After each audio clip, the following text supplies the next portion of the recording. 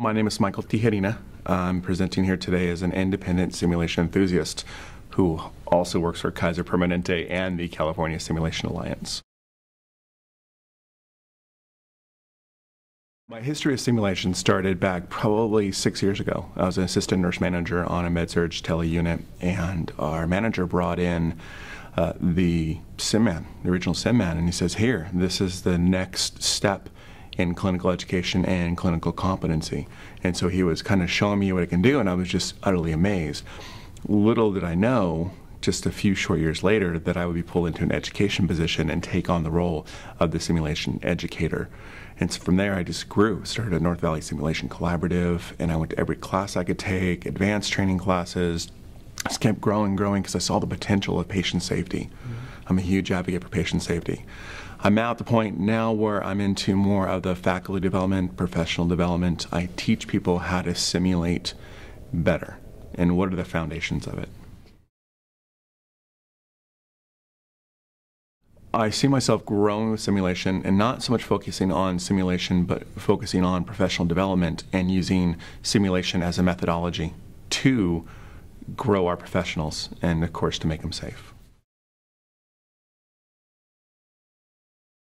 I've been to a lot of suns. Every single sun I go to, I learn something new. I've said in my last interviews before, the networking aspect of it, meeting people and seeing what they're doing.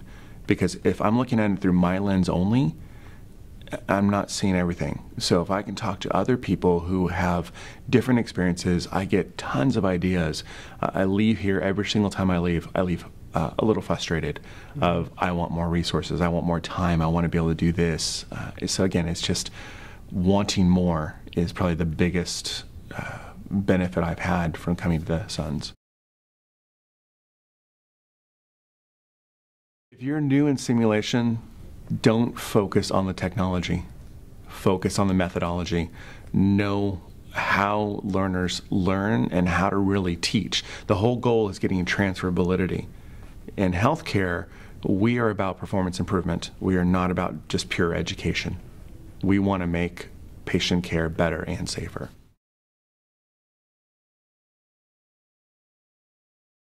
I thought the OP session was good. I think they have, every time I come one, they try to step it up a little bit more. Coming from the military at the San Diego one to today, just full of action. I thought that team did a really good job. So I was called in to talk about blended learning in action.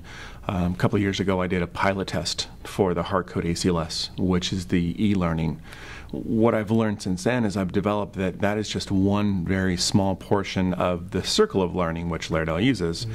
But I've even taken a step farther is I step away from the circle of learning and what are your objectives, what are your outcomes, what are your strategic initiatives?